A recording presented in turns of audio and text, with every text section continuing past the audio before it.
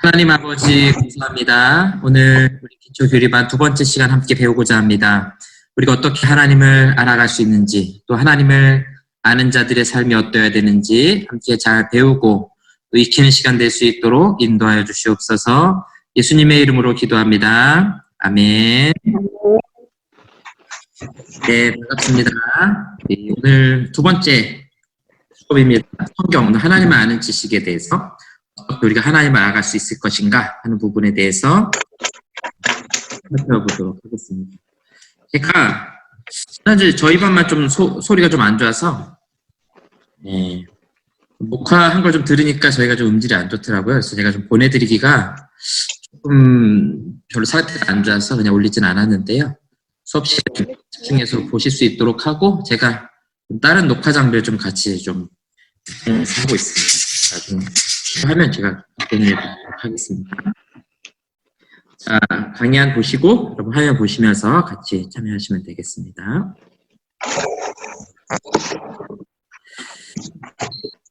오늘 우리가 다룰 부분 이렇게 크게 세 가지입니다. 교리에 대해서, 그 다음에 하나님 어떻게 알 수 있을 것인가, 성경, 특별 계시에 대해서. 오늘 조금 우리가 잘 안 쓰는 표현들이 몇 가지 나올 겁니다. 처음 나왔던 교리라는 표현, 그 다음에 계시라는 표현 이렇게 있는데 뭐 어려울 수도 있지만 그렇게 복잡한 용어는 아닙니다. 같이 한번 살펴보겠습니다. 60cm 하셨네. 그렇게 하죠. 우리가 보통 교리라고 그런 이제 저희 반 이름이 기초 교리예요. 그래서 이제 교리가 굉장히 어렵게 느껴질 수 있는데 꼭 교회에서만 쓰는 용어는 아닙니다. 도그마라고 이제 교의라고도 부르고 교리라고도 부르거든요.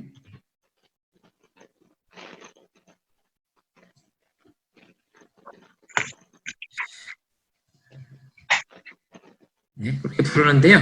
이게 헬라어로는 뭐 확신하다 이런 뜻이에요. 그래서 근본적으로 변하지 않는다고 생각하는 어떤 원리들, 그래서 우리가 성경을 가지고 그 안에 있는 원리들을 잘 이렇게 추출해가지고 정리해낸 것을 교리라 이렇게 부릅니다. 그래서 우리 기초교리 그러면은 우리가 믿고 있는 것, 우리가 성경 말씀을 통해서 배우는 것들을 잘 요약 정리해 놓은 겁니다. 그렇게 여러분들이 이해하시면 되겠습니다. 우리 학교 다닐 때 보면은 교과서가 있고 참고서적들이 쭉 있잖아요. 결국 참고서적들이 하는 일은 뭐가 핵심이에요? 교과서 우리가 배우는 것들을 잘 정리해서 이해할 수 있도록 해주는 거잖아요. 그런 역할을 하고 있습니다. 그래서 신념 체계, 그다음에 체계화된 신앙 원리다. 이 체계화됐다, 이 시스테마이즈 했다는 건데, 그래서 우리가 조직 신학이다 이렇게 부르기도 해요. 시스템으로 만들었다 하는 거예요. 그래서 조금 우리가 어렵거나 복잡하게 느껴지는데요. 최대한 복잡하지 않도록 배우는 것이 우리의 목표니까 가지고 한번 같이 살펴보도록 하겠습니다. 자, 교리를 배우는 이유, 칼뱅이 했던 기독교의 서문에 보니까 이렇게 말하네요. 내가 목적한 것은, 이 글을 쓰는 이유예요. 신학을 공부하는 사람들로 하나님의 말씀을 읽을 수 있도록 준비시키고 가르쳐서 그들이 하나님의 말씀에 쉽게 접근하여 아무 정의 없이 그 말씀 안에서 생애의 걸음을 걸어나갈 수 있게 하려는 것입니다. 여기에 우리가 교리를 배우는 목표가 여기 정확하게 지금 나와 있어요. 뭐라고요? 성경을 바르게 읽을 수 있도록 해준다.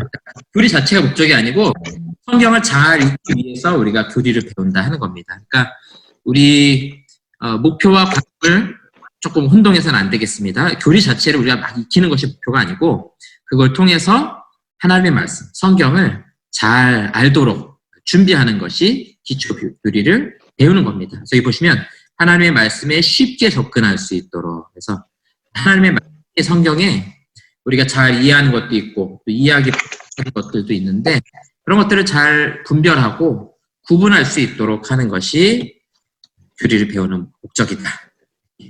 이해하시면 되겠습니다. 자, 교리가 주는 유익에 대해서 좀 살펴보도록 하겠습니다. 이 교리를 배우면 어떤 유익이 있느냐? 여러분들이 이 과정을 한 학기 동안 잘하면 뭘 얻어갈 수 있는 겁니다. 자, 첫 번째, 잘못된 신앙관으로 흘러가지 않도록 도와드립니다. 그 다음에 정통신앙의 확인. 전통이 아니죠? 정통의 정통.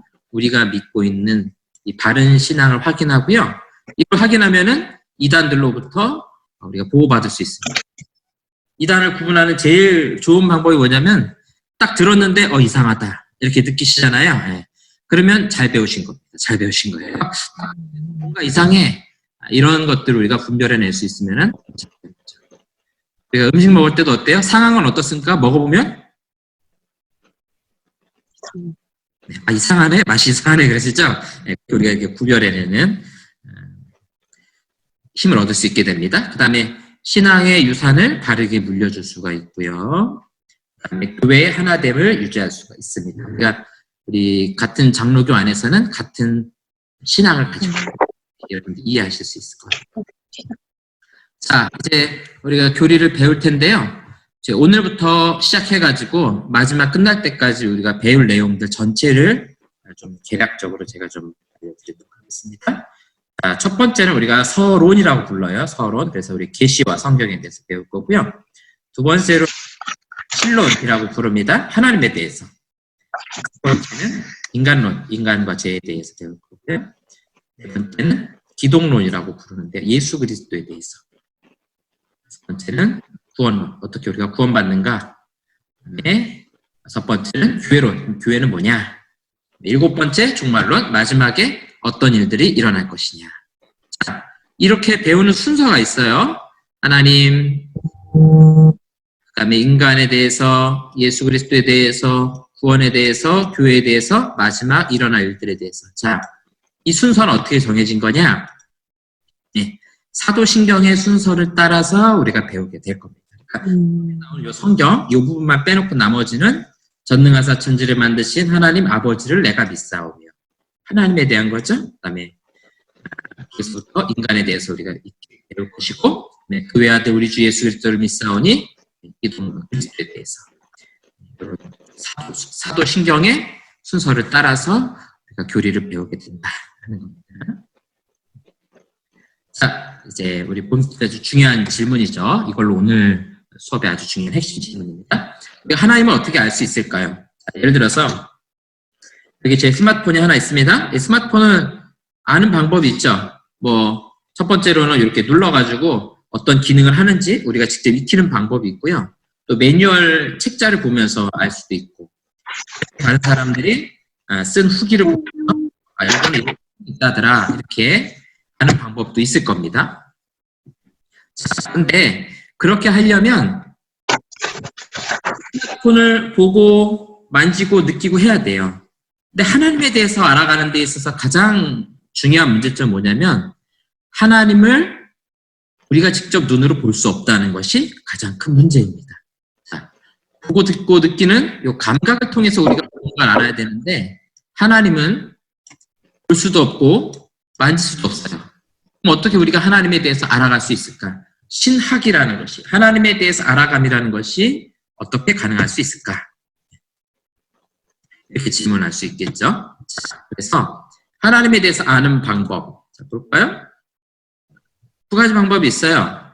자연을 통해서 알아가는 방법이 있고요. 특별한 방식에서 알아가는 방식이 있습니다. 자, 자연을 통해서 아는 건 이런 거죠. 우리 뒤에서 이제 살펴보겠지만 하늘을 보면서 또 멋진 자연의 모습을 보면서 야, 이게 이런 멋지고 아름다운 것이 그냥 생겨났겠는가? 누군가가 이것을 만드신 분이 있겠구나. 이렇게 자연을 통해서 살아가는 거죠. 그래서 이거는 누구한테나 알 수 있도록 길이 열려져 있어요. 자, 그런데 특별한 방식으로 알려주는 것도 있죠. 예를 들어서 어떤 사람이 저한테 편지를 했어요. 자기 자신에 대해 소개하는 거예요. 자, 그런 경우는 어떻습니까? 이 편지를 받은 사람만 알 수 있는 방식이죠. 이게 좀 달라요. 자, 그래서 자연을 통해서 누구나 알도록 만들어진 것을 우리가 자연계시라고 부르고 일반 계시라고도 부릅니다. 자연을 통해서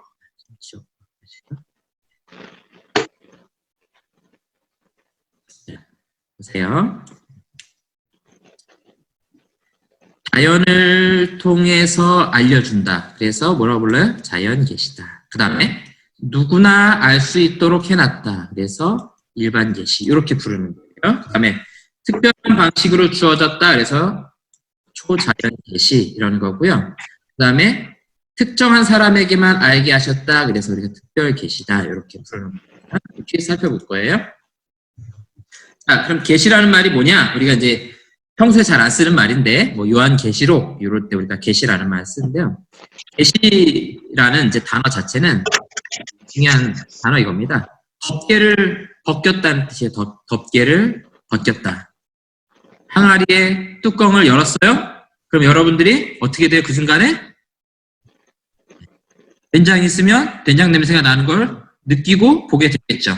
고추장이 있으면 고추장이 냄새를 맡고 또 그걸 보게 되겠죠. 알게 되겠죠. 그런 식으로 어떤 덮개를 없애버리고 그다음에 드러나게 해주는 것. 이걸 갖다가 우리가 계시다 이렇게 부릅니다. 성경에서 그래서 계시라는 말은 뭐냐면 하나님 자신을 인간에게 드러내었다라고 말하는 것이죠. 여러분들이 지금 우리 이 영상 수업에 딱 들어오셨는데요. 제가 딱 해설했잖아요. 이제 한 분씩 한 분씩 들어오는 거예요. 조은영 집사님 먼저 딱 들어오셨어요. 그게 뭐라고요? 계시죠. 나를 이렇게 드러내는 거예요. 이 영상 강의 안에 내가 접속하지 않으면 절대로 알 수가 없죠. 떨어져 있으니까. 근데 이 안에 접속해서 내가 누구인지를 딱 드러내는 것. 그게 이제 계시입니다. 그래서 하나님이 우리에게 자신을 드러내 보이시는 것, 알려주시는 것을 우리가 계시. 자, 그래서 이제 뭐 정리를 해보면 이렇게 됩니다. 자연 계시 혹은 일반 계시라는 거. 자연 계시니까 이런 자연을 통해서 누구나 하나님을 알 수 있도록 멋진 을 보면서 야, 하나님께서 이 세상을 이렇게 아름답게 만드셨네. 이렇게 하나님을 알아가는 것을 우리가 자연 계시다. 근데 여러분들이 아마 이제 생각하셨겠지만 모두가 이 하늘을 보면서 하나님이 계시다고 느낀 건 아니겠죠. 그렇죠? 우주선을 타고 대기권을 벗어나서 달나라로 갑니다. 그럴 때 누군가 보고서 야 하늘로 올라봤더니 하나님 안 계시네 이렇게 생각하는 사람도 있을 수 있고 또 어떤 사람은 주님의 높고 위대하심을 찬양합니다 이렇게 고백할 수도 있겠죠. 그러니까 자연 계시라는 것은 누구나 알 수 있지만 하나님에 대해서 완전하게 알 수 있는 건 아니겠죠. 그 다음에 도서관에서 지금 사람들이 공부를 하고 있죠. 이거 뭐냐면 이성이라는 거. 이성. 사람들의 지식과 생각을 통해서 뭔가 이렇게 학문을 공부하죠. 이런 것들을 통해서 하나님을 알아가는 수도 있다. 실제로 인문학 같은 것들을 공부하면서 하나님을 알아가는 경우도 간혹 있습니다. 자주는 없고요. 아주 간혹 있습니다. 자, 그래서 자연계시라는 것은 자연을 바라보며 혹은 이성을 사용해서 하나님에 대해서 알아가는 것. 그 다음에 일반 계시라고 불렀기 때문에 모든 사람에게 공평하게 알 수 있도록 하셨다. 그렇죠? 하나님 믿는 사람만 하늘을 보는 거 아니죠? 하나님 믿는 사람에게만 태양이 비추는 것 아니죠? 모든 사람에게 태양이 비추고 하나님 자신을 알아가도록 만드신 것.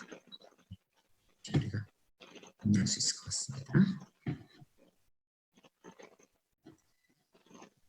자, 다음에요. 이제 초자연 계시와 특별 계시가 있습니다. 초자연 계시라는 거는 말 그대로 자연적인 현상을 넘어서는 거예요. 넘어서는 거. 자연적인 현상을 넘어서는 게 뭐가 있을까요? 여기 보시면은 구약의 인물들 보시면 뭐 환상을 본다든가 환상 같은 것들을 보잖아요.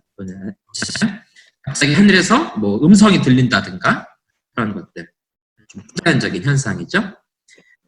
혹은 우리가 특별 계시라고 부르는 것은 특정한 사람들에게만 하나님께서 보여주시고 알려주시는 거죠. 이거가 성경입니다. 성경.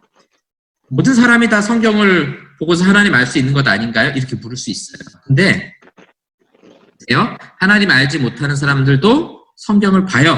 읽긴 읽는다고요. 예를 들어서 요즘에 다시 나오시는 도울 김용옥 선생님이라고 불러야죠. 또 신학 공부하셨는데 뭐 요한복음 주석도 내고 뭐 이것저것 해요. 근데 잘 보면 그분은 하나님을 진짜로 알고 믿는 건 아니에요. 그렇죠? 그런 차이가 어디 있어요? 같은 성경을 보지만 특별 계시, 특별한 사람에게만 깨닫게 하시는 거죠. 그래서 보긴 보지만 하나님에서 바로 알지 못할 수도 있다. 이 특별 계시, 초자연 계시라는 것, 특정한 사람들에게만 자신을 드러내 보이신 것이다. 특별 계시 중에 가장 우리가 주목해야 될 것은 바로 성경입니다. 성경. 그래서 오늘날 특별 계시를 받는 경우들이 간혹 있죠. 뭐 우리가 성경을 통해서 하나님 아는 것 말고도 꿈에서 하나님 만나는 사람도 있을 수 있고, 갑자기 기적적으로 치유를 받거나 뭐 환상을 보거나 음성을 듣는 경우도 간혹 있겠죠. 그렇죠? 간혹 있을 수 있어요. 그렇지만 가장 중요한 것은 바로 성경이라는 특별 계시다. 자, 우리 개혁교회 전통을 좀 보겠습니다. 프랑스 신앙고백서에 보면 이렇게 말하고 있어요. 첫째, 하나님께서 지으신 작품들을 통해서, 그 다음에 둘째로는 하나님의 말씀을 통해 훨씬 더 명료하게 계시하셨다. 자, 하나님에 대해서 알아가는 방법, 첫 번째 뭐라고요? 하나님의 작품들, 네, 자연의 질서. 두 번째, 말씀, 성경을 통해서. 이 두 가지 방식으로 하나님을 알아갈 수 있다 하는 거예요. 불구하고 요 자연의 질서로서는 아주 부족하다. 하나님에 대해서 확실히 아는 것이 부족하다. 뭘 통해서요? 성경을 통해서만 하나님에 대해서 확실하게 알 수 있다. 우리 지난주 수업 때 카톨릭과 우리 개신교와의 중요한 차이점 가운데 가장 첫 번째 것이 뭐냐면은 권위를 어디다 두는 것이냐 하는 것이었습니다. 카톨릭은 어디다 두고 있어요? 교회에다 두고 있죠. 그 다음에 개신교는요? 성경에다 두고 있습니다. 그래서 우리가 예배 때 가장 중요하게 여기는, 또 가장 긴 시간을 할애하는 것이 설교 시간, 말씀 시간이잖아요. 그게 왜냐면은 권위가 거기에 있기. 그리고 우리가 배우는 교리도 마찬가지로 어디에 근거해서 배워야 돼요? 성경에 근거해서 배우는 것이다. 그래서 이 특별 계시를 좀 했는데, 보시면 이런 꿈과 환상을 통해서도 하나님 알아가는 경우도 있고, 특별한 음성을 듣고서 하나님 알아가는 경우도 있어요. 근데 성경의 권위를 더 높이 치는 이유가 뭐냐면, 이 초자연 계시 이런 것들은 항상 있는 건 아니에요. 그렇죠? 아침마다 하나님께서 환상 보여주는 분 계세요? 음성 들려주는 분 계세요? 잘 안 들려주시죠? 왜 그러냐면 우리에게 이미 확실한 성경 말씀을 주셨기 때문에 이걸 통해 알아가라고. 모든 사람에게 동일하게 알 수 있도록 객관성을 갖고 있기 때문에 성경이 가장 중요한 것이다.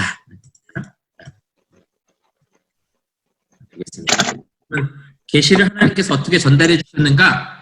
히브리서 1장 1절에서 2절 보니까 이렇게 말하네요. 자, 네, 구약시대 때 선지자들을 통하여, 누구를 통해서요? 네, 선지자들을 통해서 어떻게 여러 부분과 여러 모양으로, 여러 부분이라는 것은 다양한 분야에 대해서 말씀하시는 거죠. 하나님 자신에 대해서 그렇고 미래에 대해서도 그렇고, 그 다음에 여러 모양이라는 것은 꿈으로 들려주시기도 하고 환상으로 보게 하시기도 하고 음성을 통해 듣기도 하시고, 이런 방식으로 알려주셨다. 그렇죠? 선지자들은 여러 부분과 여러 모양으로. 그 다음에 신약시대 때는 어떻게 되느냐? 자, 그러다 보니까 말씀하신 하나님이 이 모든 마지막에는, 지금 이 시대에는 아들을 통하여 우리에게 말씀하셨으니. 누구를 통해서요? 아들을 통하여. 그래서 요한복음 1장 1절에 보면 태초에 말씀이 계시니라, 이 말씀이 하나님과 함께 계셨으니 이 말씀은 곧 하나님이시라 할 때 그 말씀, 로고스라고 부르는 분이 바로 하나님의 아들 예수 그리스도를 말합니다. 그래서 예수님 자신을 통해서, 예수님을 통해서 우리에게 말씀하셨다. 이게 오늘 우리가 받게 된 신약 시대의 말씀입니다. 그래서 구약에는 선지자들을 통해서, 신약에서는 아들을 통하여서 우리에게 하나님 자신을 알려주셨다. 자, 구약의 구체적인 전달 방식 보겠습니다. 우리가 잘 아는 창세기 18장의 말씀이에요. 자, 여호와께서 어떻게 하셨어요? 아브라함에게 나타나시니라. 어떤 식으로 나타났냐면은 사람 셋이 맞은편에서 짠 나타났죠. 그래서 뭘 알려줘요? 너가 1년 뒤에는 아내 사라가 아들을 낳을 것이다. 이렇게 말씀하고 있죠. 이거 하나 알려주려고 사람 셋이 나왔어요. 그렇죠? 하나님의 사람들을 보내셨어요. 그러니까 아브라함 당시에는 성경책이 있는 것도 아니고 뭐 유튜브로 하나님 말씀 아는 것도 아니고 잘 모르죠. 모르는데 하나님께서 하나님의 사람을 보내셔서 천사들을 보내셔서 하나님 자신의 뜻을 알려주신 거예요. 그냥 주셔도 되는데 왜 굳이 세 사람이나 보내서 이렇게 알려주셨을까요? 이 뭐 중요한 것도 아니고 우리 같으면 그냥 문자로 딱 보내가지고 내년에 아들 생길 것임 이렇게 보내도 되는데 이렇게 복잡하게 하셨을까요? 아브라함의 아들 이삭이 태어나는 거 굉장히 중요한 사건이잖아요. 구약의 약속이 성취되는 아주 중요한 사건이거든요. 그래서 사람 셋이와 같이 전달하는 거죠. 자, 두 천사를 통하여 여기 이제 3명의 천사죠. 사람의 모습으로 나타나게 하셔서 직접 전달하셨다. 그다음에 어떤 방법이 있느냐? 이번에는 하나님이 아람 사람 라반에게 이건 요셉의 삼촌이잖아요. 삼촌 라반에게 뭐 했다고요? 현몽하여 꿈에 나타나신 거죠. 꿈에 나타나가지고 너는 삼가 야곱에게 선악간에 말하지 말라. 너 괜히 야곱한테 가가지고 협박하고 뭐 윽박 지르고 너 그러지 말아라. 꿈에서 나타나서 보여주시는 겁니다. 꿈을 통해서 나타나는 방식. 그 다음에 자 이번에는 여호와의 사자가 하나님께서 자기 사자를 어디에 보내요? 여인에게 보내셔서 내가 본래 임신하지 못하였으나 출산하지 못하였으나 이제 임신하여 아들을 낳으리니. 자 이거 누가 태어나는 장면입니까? 네, 삼손 태어나는 거죠. 그래서 여호와의 사자가 직접 나타나셔서 너에게 낳을 것이다 이렇게 전달해 주는 겁니다. 자, 또 구약에 어떤 방식이 있었느냐? 여기는 엘리야예요. 이 사건은 엘리야 앞에 크고 강한 바람이 휘 하고 막 바람이 부는 거죠. 그다음에 지진이 일어나고, 그다음에 불이 나타나고, 그다음에 세미한 소리가 나타납니다. 아주 다양한 방식이죠. 불기도 하고, 지진이 나기도 하고, 불이 나오기도 하고, 그다음에 마지막에 세미한 소리로 하나님께서 자신의 뜻을 알려주기도 하셨어요.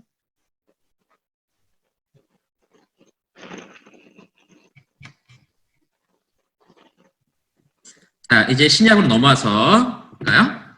에베소 3장 5절에 보니까 그의 거룩한 사도들과 선지자들에게 성령으로 나타나신 것 같이 다른 세대에서는 하나님의 아들들에게 알리지 않으셨으니. 자, 이제 신약 시대는 어떻게 한다 그랬어요? 아까 앞에서도 본 것처럼 예수 그리스도를 통하여서, 이 예수 그리스도를 통하여가 굉장히 중요한 건 뭐냐면은 육신을 입고 이 땅에 오신 예수님께서 복음을 선포하시죠. 그 복음을 듣고 전한 사도들을 통해서 신약의 성경이 완성이 됩니다. 그래서 예수 그리스도를 통하여 또 누구에게, 특히 사도들을 통해서 우리에게 알려주셨습니다. 자, 그래서 하나님을 아는 데 있어서 성경을 통해서 알아가는 것이 중요한 이유, 제가 앞에서도 잠깐 했었는데 환상이나 꿈과 같은 초자연적인 방식도 있을 수 있어요. 그럼에도 불구하고 성경을 통해서 우리에게 하나님 자신을 전달하시는 가장 중요한 이유. 자, 환상과 꿈은 어때요? 아주 주관적입니다. 사람마다 달라요. 그런 것들을 객관적으로 검증할 수 있는 방법이 사실은 없습니다. 어제 하나님께서 저에게 나타나셔서 이렇게 말씀하셨습니다. 누군가 이렇게 말했을 때 검증할 방법이 없다고요. 그렇죠? 그 다음에 사람마다 다 다르다고요. 그리고 포괄적이지가 않아요. 아주 부분적인 것만 얘기해 주시지 모든 걸 다 얘기해 주시진 않는다고요. 자, 그런데 성경은 어떻습니까? 우리가 특별시라고 부르는 성경은 객관적입니다. 책에 딱 쓰여져 있기 때문에 누구에게나 동일해요. 변하지 않습니다. 그래서 2000년 전에도 신약에서 예수 그리스도를 통해 구원받는다고 말했고 2000년 후에도 여전히 예수님을 통해서 구원받는다라고 우리가 동일하게.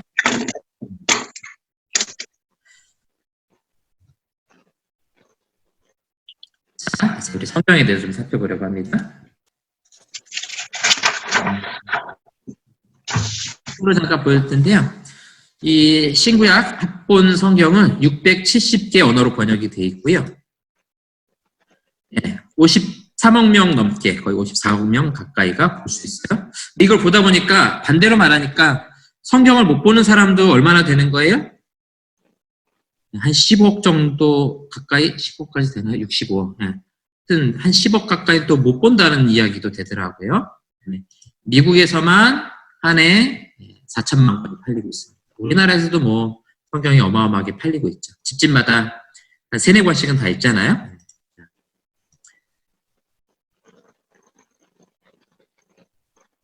구약 몇 권이에요? 39권, 929장, 23,261절로 되어 있습니다. 신약은요? 27권, 260장, 1941절. 성경이 그래서 합쳐서 66권이고요. 1189장으로 되어 있습니다. 31,202절로 되어 있습니다. 예. 네. 자, 통계를 조금 더 볼 거예요. 보시면 성경이 쓰여진 기간은 구약이 한 1000년 정도 걸렸고요. 신약은 한 50년 사이에 거의 다 쓰여집니다. 구약은 우리가 잘 아는 것처럼 모세로부터 시작하고 있죠. 모세오경으로부터 시작해서 말라기까지 쓰여지는 기간 1000년 정도 되고요. 신약에서는요. 최초의 성경이 아마 갈라디아서로 좀 추정하고 있는데요. 그게 한 35년경? 네, 좀 35년이 아니죠. 죄송합니다. 50년경? 45년에서 50년경 사이에 쓰여지고요. 제일 마지막에 쓰여지는 것이 요한계시록인데 93년에서 95년 사이에 쓰여지게 됩니다. 그래서 신약은 아주 짧은 기간 안에 쓰여지게 됩니다. 그 다음에 양을 좀 보시면요. 예, 구약이 한 76%, 신약이 24%, 그래서 한 3대1 정도 비율 됩니다. 네, 저자에 대해서 좀 살펴보도록 하겠습니다. 자, 잘 아는 성경이죠? 같이 한번 읽어보도록 하겠습니다. 시작. 모든 성경은 하나님의 감동으로 된 것으로 교훈과 책망과 바르게 함과 의로 교육하기 이는 하나님의 사람으로 온전하게 하며 모든 선한 일을 행할 능력을 갖추게 하려 함이라. 고린도서 3장 15절 16절 말씀입니다. 보시면 여기 아주 정확하게 말씀하고 있는 것이 있어요.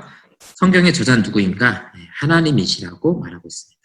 물론 손으로 쓰기는 사람들이 썼어요. 사람들이 썼지만 이거 누구에게서 나온 것인가? 예를 들어서 여기 제자들이 있는데 내가 막 불러줬어요. 그걸 막 기록한단 말이에요. 그랬을 때 저자는 그걸 불러준 모든 사상이 나온 사람이 저자가 되겠죠. 그렇죠?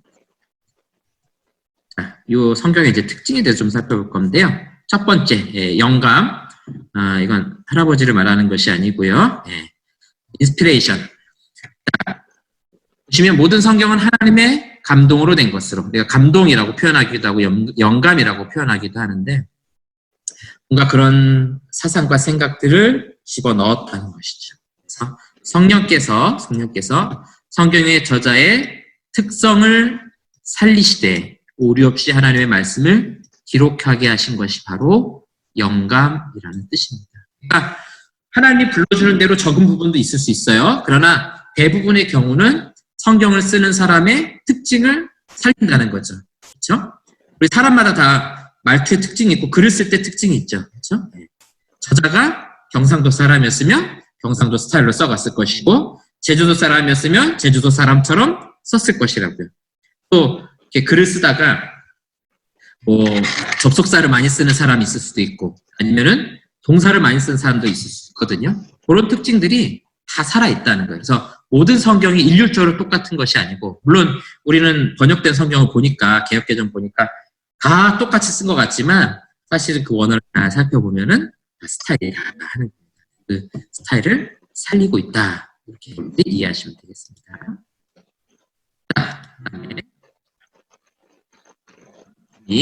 자, 그럼 성경에서 어디까지가 하나님께 감동받은 성경인가 보시면 일부분이 아닌 성경 전체가 다 영감이 되었다. 이 표현이 굉장히 중요합니다. 잠시만요.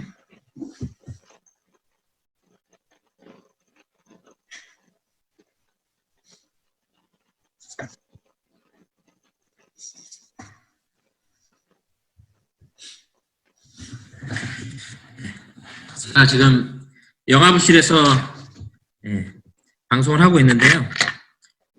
춥습니다. 추워가지고 보일러 좀 켜고 왔습니다.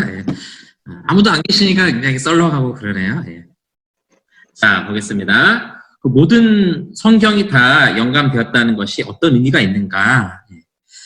어떤 이제 신학자들, 소위 자유주의 신학자들이라고 말하는 사람들은 일부분은 영감이 돼서 오류가 없어요. 그런데 어떤 부분은 하나님의 감동으로 쓰여진 것이 아니다. 이렇게 말하는 경우도 있는 겁니다. 예를 들면 성경에 보면은 숫자 같은 거 얘기하는 데가 있어요. 예를 들어 민수기에 갔다 그러면은 르우벤 지파가 몇 명이고 레위 지파가 몇 명이고 시몬 지파가 몇 명이고, 자, 이건 어떻게 해서 갑자기 하나님께서 야 르우벤 지파 몇 명이야 이렇게 알려주신 게 아니라 일일이 지파별로 셌을 거 아니에요. 그래서 기록을 했단 말이에요. 그랬을 때 이것도 하나님께서 감동하게 하신 거냐 이렇게 질문할 수 있다는 것이죠.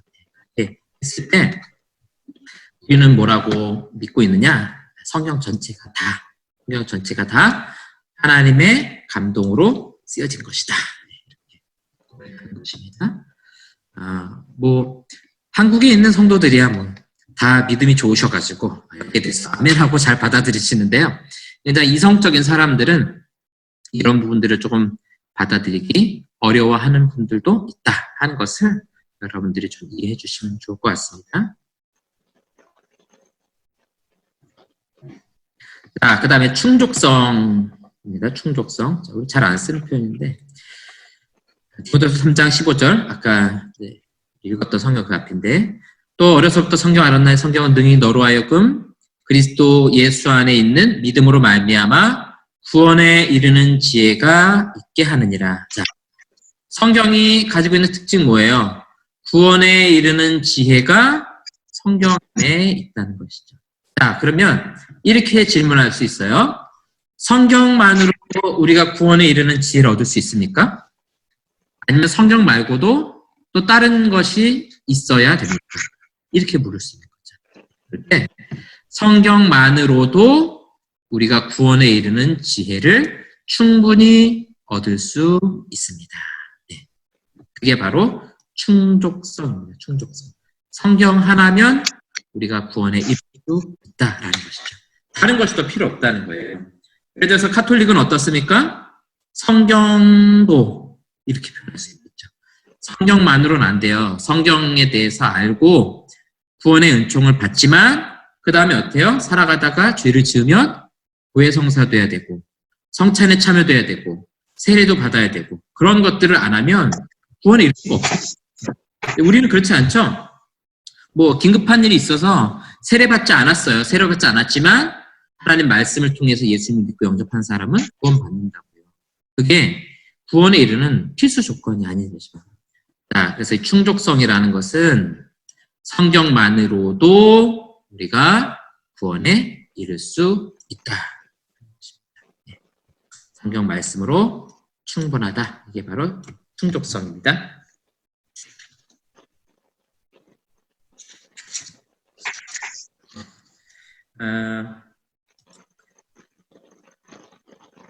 뒤에 마지막 이 표현이 바로 아까 제가 방금 말씀드렸던 카톨릭의 그런 주장들을 대한 반박입니다. 다른 도구, 다른 사제 이런 것들이 필요하지 않다는 거죠. 그렇죠? 그래서 목사가 필요한 역할은 뭐예요? 이 말씀을, 성경 말씀을 잘 전하는 역할이지 목사가 있어야만 구원받는 건 아니라는 거예요. 우리가 구원받는 가장 핵심은 하나님의 말씀을 통해서 있다. 자, 그 다음에 명료성. 여러분들 이제 보시면 뭐 영감, 충족성, 명료성 이런 얘기들이 쭉 나오는데요.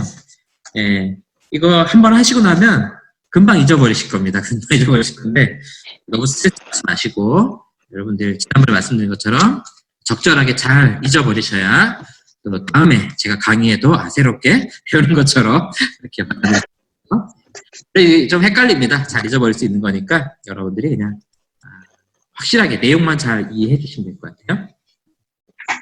10편 119편에 보니까 주의 말씀을 열면 빛이 비추어 우둔한 사람들을 깨닫게 하나이다. 자, 이렇게 말하고 있어요.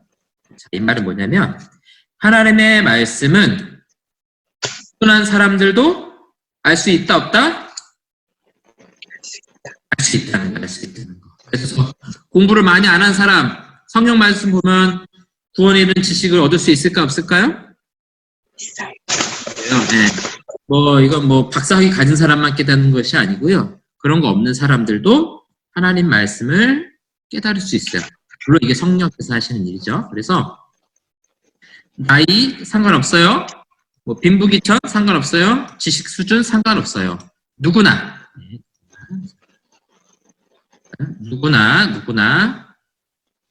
성경을 통해 구원에 이르는 지식을 얻을 수 있다.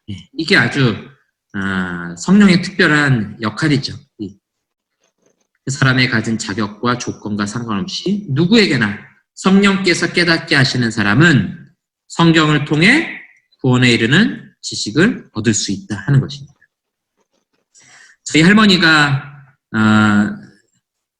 절에 오래 다니셨는데 60이 되셔서 예수를 믿고 구원받으셨어요. 그래서 권사님으로 이제 소천하셨는데 글을 잘 못 읽으셨어요. 성경을 보면은 찬송가를 봐도 아주 떠듬떠듬 읽을 정도로 잘 모르셨는데 근데 아주 확실하게 안다고요. 성경 요한복음 3장 16절 딱 책깎이 펴놓고 보시면서 예수님 믿어야 구원받는다는 거. 그래서 그 성경에 두 군데 책깎이가 껴져 있어요. 요한복음 3장 16절에 하나, 그다음에 찬송가 144장에 하나. 그 당시에 이제 저희 할머니, 저희 가족들 새벽 예배 가면 목사님이 항상 새벽에는 144장 찬송을 불렀습니다. 예수 나를 위하여 그 찬송을 항상 불러서 껴놨는데 그걸 보면서 내가 글을 확실하게 잘 읽지는 못해도 예수님이 나의 구원자라는 것을 듣고 믿고 고백하게 만드는 것이죠. 이게 바로 성경이 가진 능력이고 이거 우리는 명료성이다 이렇게 부르는 거예요. 구원에 아주 분명하게 구원에 대해서 이야기하고 있다. 자증성 많이 나오네요. 스스로 증명한다 이거죠. 스스로 증명한다. 성경이 하나님의 말씀이심을 성경 스스로가 증언한다. 굉장히 중요한 겁니다. 성경의 권위, 성경이 하나님의 말씀이라는 거는 누가 이렇게 선포해가지고 되는 게 아니라는 거예요. 보세요. 누군가가 성경에 선포한 거죠. 창세기는 하나님의 말씀입니다. 이렇게 선포하면 창세기가 권위가 있습니까? 이걸 선포한 사람이 권위가 있습니까? 선포한 사람이 권위가 있겠죠. 예. 제가 길에 나가가지고 당신을 대통령으로 임명합니다. 그러면 사람들이 감사합니다 하고 대통령 됩니까? 저 사람 정신 나갔나? 이렇게 생각하겠죠. 항상 증명하고 뭔가 임명한 것은 권위가 높은 사람이 하는 거예요. 마찬가지로 성경의 권위라는 것도 성경보다 더 높은 권위는 없습니다. 하나님 자신이세요. 그렇기 때문에 다른 권위에 의존할 필요가 없다 하는 것이죠. 자, 이 말을 하는 이유는 뭐예요? 가톨릭이 스스로 교회가 성경의 권위에 대해서 인정했다라고 말을 하거든요. 그 말은 뭐예요? 성경보다 누가 더 권위가 있다는 거예요? 교회가 더 권위가 있다라고 주장하는 거죠. 그렇게 고백할 수 없다는 거죠. 성경이 최고의 권위다. 누가 증언했기 때문에요? 성경 스스로가 그렇게 증언한다는 거죠. 자, 보겠습니다. 성경의 권위. 너희가 성경에 대하여 영생을 얻는 줄 생각하고 성경을 연구하거니와 이 성경이 곧 내게 대하여 증언하는 것이라. 예수님께서 뭐라 그러세요? 성경 말씀 자체가 나에 대해서 증언하는 것이다. 네. 예수님 자신과 성경을 동등한 권위에 올려놓고 있는 겁니다. 우리 칼뱅의 얘기 잠깐 들어볼게요.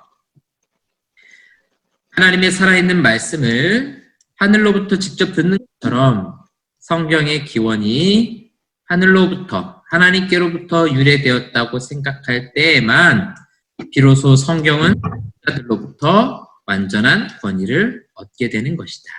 자, 우리가 이렇게 고백하죠. 그렇죠? 성경은 살아있는 하나님의 말씀이에요. 그리고 하나님 스스로가 주신 말씀, 하나님이 인정하신 말씀이다. 이렇게 생각할 때 성경에 대한 권위를 인정하게 된다는 거죠. 근데 여기서부터는 이제 카톨릭의 주장, 교회의 승인을 얻을 때에만 비로소 성경이 중요성을 가지게 된다고 하는 가장 해로운 오류가 널리 유행하고 있다. 카톨릭에 대한 비판이죠. 뭐라고 말하냐면 성경은 교회가 승인을 했기 때문에 하나님의 말씀으로 인정하고 있는 것이다 하는 거죠. 칼뱅이 뭐라고 말하냐면 이거는 성령을 조롱하는 것이다. 성령이 하는 역할이 있어요, 없어요? 없어요. 카톨릭대로 따라가면 성령이 계시는 이거 제가 지금 말씀드린 거는 아주 중요한 사상입니다. 아주 중요한 사상이고 가톨릭에 대해서 저도 계속해서 공부하면서 조금 잘 실체가 안 잡혔는데 어떤 교수님이 오랫동안 연구하면서 했던 아주 중요한 얘기입니다. 가톨릭은 성령에 대해서 다르게 인정하지 않아요. 성령께서 말씀을 깨닫게 하는 건 중요시 여기지 않아요. 뭐가 중요해요? 교회가 그렇게 선포하는 게 중요한 거예요. 그렇죠? 성령께서 예수님을 믿게 해주신다. 그거보다 더 중요한 게 뭐예요? 교회가 집행하는 성례, 7가지 성례를 따라야 구원받는다. 성령의 역할이 있어요, 없어요? 없어요, 여기에는. 이런 내용들을 정확히 알아야만 왜 카톨릭에 대해서 문제가 있다고 종교개혁자들이 판단했는가 하는 것을 여러분들이 아실 수 있습니다. 물론 성경의 권위는 어디서 온다고요? 하나님으로부터 오는 것이다. 교회에서 오는 게 아니에요. 교회에서 오는 게 아닙니다. 하나님으로부터 오는 것이다. 여러분들은 이 너무 당연한 거를 왜 얘기하시나 이렇게 생각할 수 있지만 지금 우리가 성경에 대해서 배우는 거는 20세기 초반에 미국 기독교계에서는 거의 목숨 걸고 싸웠던 내용들이에요. 우리는 너무나 당연하게 인식하고 있지만 이 성경에 대한 이해를 잘 세워놓는 것이 우리 신앙의 가장 중요한 주춧돌을 놓는 것이다. 이렇게 여러분들이 알아주셔야 될 것 같아요. 요한복음 16장입니다. 우리가 어떻게 성경을 깨닫는가? 어떻게 성경에 대해서 이해하고 알 수 있는가? 그러나 진리의 성령이 오시면 그가 너희를 모든 진리 가운데로 인도하시리니 그가 스스로 말하지 않고 오직 들은 것을 말하며 장래일을 너희에게 알리시리라. 그가 내 것을 가지고 너희에게 알리시리라 하였노라. 자, 예수님께서 이제 승천하시면 제자들에게 말씀하세요. 내가 하늘로 승천하면 보혜사 성령을 너희에게 보낼 것이다. 성령이 하시는 일이 무엇인가? 내 것을 가지고 너희에게 알리시리라. 그래서 요한복음 14장에서는 내가 너희에게 가르친 것을 알게 하시고 생각나게 하시리라. 이렇게 말씀하거든요. 그러니까 성경 말씀을 깨닫는 거는 누구의 역할이 아주 중요한 거예요? 성령의 역할이 중요한 겁니다. 성령께서 깨닫게 하시는 거예요. 제가 지금 이제 영상으로 우리 강의를 하고 있는데 이렇게 했을 때 이 말씀에 대해서 여기 있는 이 성경 말씀에 대해서 깨달아지는 것은 강의를 잘하고 못하고 여기 들린 것이 아니라 더 중요한 것은 성령께서 알게 하셔야 된다는 거예요. 자, 그래서 성경에 대한 이해도 마찬가지입니다. 성령께서 알게 하시고 생각나게 하시고 깨닫게 하셔야만 하나님 말씀이 깨달아집니다. 이거 우리가 성령의 조명이다 이렇게 이야기하고 있습니다. 성령의 조명. 성령께서 우리의 마음을 밝히시고 알게 하시는 것. 그래서 주의 말씀은 내 발의 등이요. 이렇게 표현하잖아요. 뭐냐면 하나님의 말씀이 바르게 깨달아지는 자에게만 내 발에 등불과 같이 비춰준다는 것이죠. 성령께서 하시는 일이에요. 가톨릭은 이렇게 안 한다는 거예요. 사제들의 역할이 중요하다라고 말하는 겁니다. 다음 성경을 대한 태도. 요한계시록 1장 3절의 말씀. 자, 우리 다 같이 한번 읽어보도록 하겠습니다. 시작. 이 예언의 말씀을 읽는 자와 듣는 자와 그 가운데 기록한 것을 지키는 자는 인간이 복이 있나니 때가 가까우니라. 가까움이라. 네. 자, 요한계시록에서 뭐라고 말씀하세요? 말씀을 어떻게 한 사람? 읽는 사람, 그다음에 듣는 사람, 그다음에 지키는 사람. 자, 말씀에 대한 태도가 잘 나오죠? 읽고, 듣고, 그다음에 세 번째, 지키는 것. 이게 성경을 대하는 태도라는 거죠. 그래서 하나님을 사랑하는 자는 어떠한 사람? 말씀을 지키는 사람. 네. 그래서 여러분들이 하나님의 말씀을 읽고 또 설교를 통해서 하나님의 말씀을 듣고 그다음에 여기서 끝나는 것이 아니라 지키는 것. 이거를 잘 지킬 때 이 말씀을 주신 하나님을 사랑하고 예배하는 태도가 되는 것입니다. 성경에 대한 태도가 굉장히 중요합니다. 바라겠습니다. 자, 마지막인 것 같네요. 자, 이제 우리가 하나님의 말씀으로부터 출발했어요. 오늘 우리 교리에 대한 전체 중에서 가장 중요한 베이스, 토대가 되는 성경, 곧 하나님의 말씀에 대해서 배웠습니다. 이제 여기로부터 우리가 배우게 되는 순서들입니다. 하나님에 대해서 우리가 이제 다음 시간, 2시간 정도 걸쳐가지고 하나님에 대해서 배울 거고요. 그 다음에 거기로부터 우리가 인간에 대해서 배우게 될 것이고, 인간을 배우게 되면 필연적으로 배워야 될 것이 바로 죄에 대한 부분입니다. 같이 배우게 될 거예요.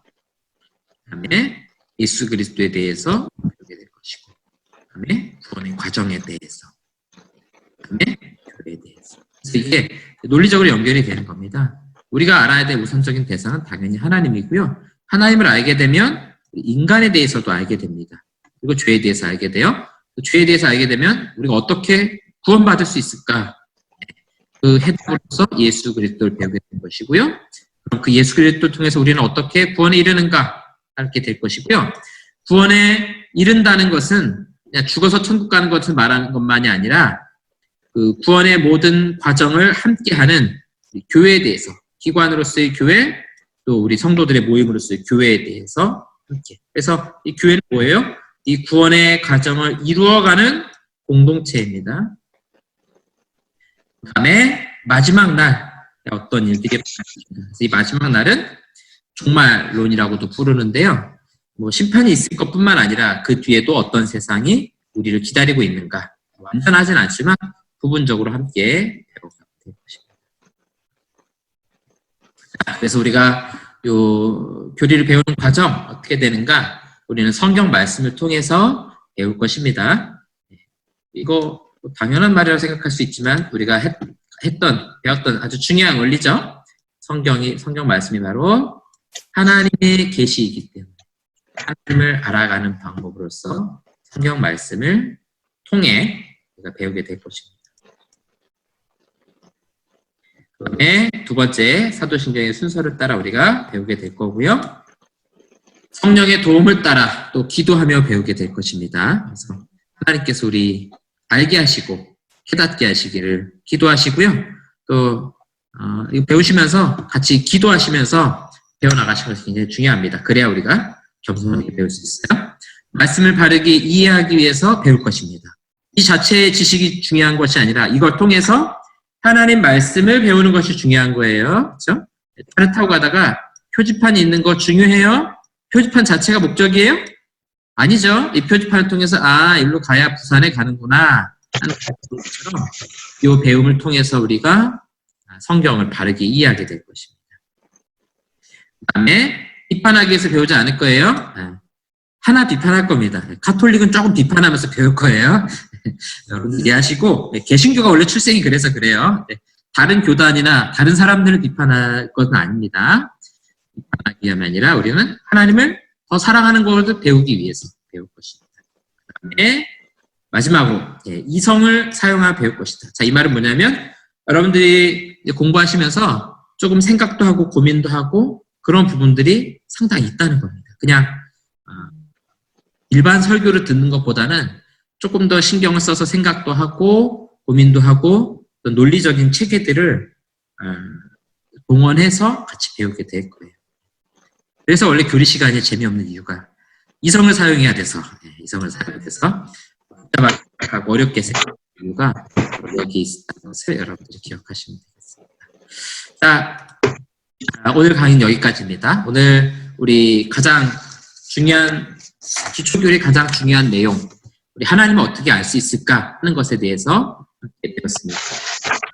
하나님 자신에 대해서 하나님께 우리가 도달하거나 하나님을 볼 수 없고 만질 수 없기 때문에 결국 하나님이 자기 자신 드러내 주시는 방식, 마치 나의 마음을 편지에 써서 담아내는 것처럼 하나님께서 우리에게 주신 그 말씀을 통해 성경을 통해서 하나님에 대해서 배워나가고 또 알아가게 될 것입니다. 그리고 이걸 통해서 우리는 성경 말씀을 바르게 알고 이해하게 될 것입니다.